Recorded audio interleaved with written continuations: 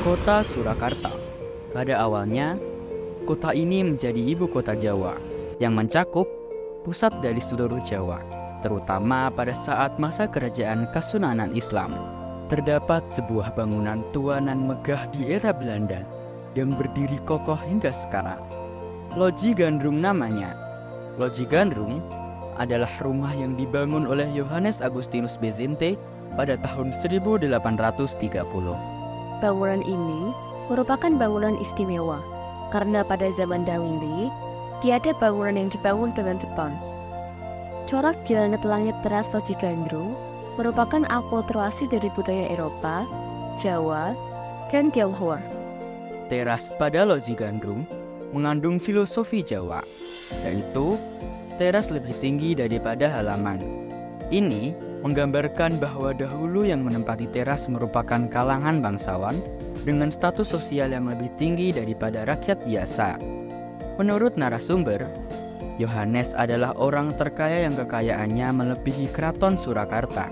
Dahulu, Kasunanan Surakarta kalah dalam medan perang melawan pasukan Belanda, sehingga Belanda menguasai administrasi dari wilayah Surakarta. Belanda mencari potensi yang dimiliki kota Surakarta selain tanaman padi. Tanaman yang diincar Belanda adalah tanaman yang dapat ditanam di kota Surakarta maupun waktu di Eropa. Dengan ini, Johannes Augustinus Bezente didatangkan sebagai ahli botani yang membawa tebu dan tembakau. Karena potensi komoditas tanaman sangat besar, Augustinus memberikan sebagian hasilnya kepada keraton Surakarta. Agustinus membangun rumah Loji Gandrung dan sering mengadakan acara pesta bagi kalangan bangsawan serta pemerintah kolonial di sana. Stigma masyarakat saat itu bahwa laki-laki dan perempuan berdansa berarti sedang kasmaran. Hal tersebut menjadi latar belakang bangunan ini dinamakan Loji Gandrung. Loji dari bahasa Belanda yaitu lodge yang berarti rumah, dan Gandrung berasal dari bahasa Jawa yang artinya kasmaran. Setelahnya, kepemilikan berpindah tangan pada orang lain karena Agustinus yang akan kembali ke Belanda. Pada era kependudukan Jepang, Loji Gandrung menjadi rumah yang ditempati pemerintah Jepang. Sedangkan pada akhir masa kependudukan Jepang, Loji Gandrung berada pada kekuasaan Jenderal Gatot Subroto yang dijadikan basis militer beliau.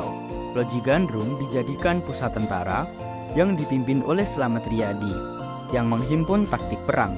Hingga setelah kemerdekaan, Loji Gandrung diserahkan kepada pemerintah kota Surakarta.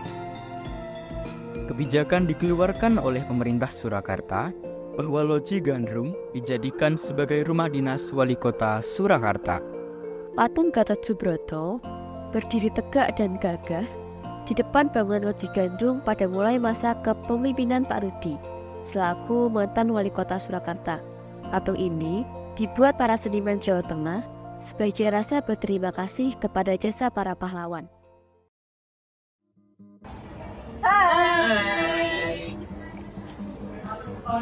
Saya Hilary Faafgani dari absen 8.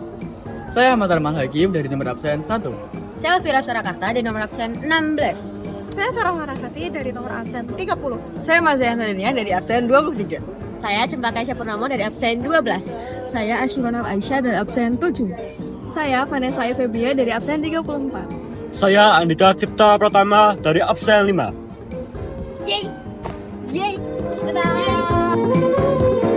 Wajah berbinar-binar ceria, senyum manis menghiasi senja di antara bunga-bunga rindu.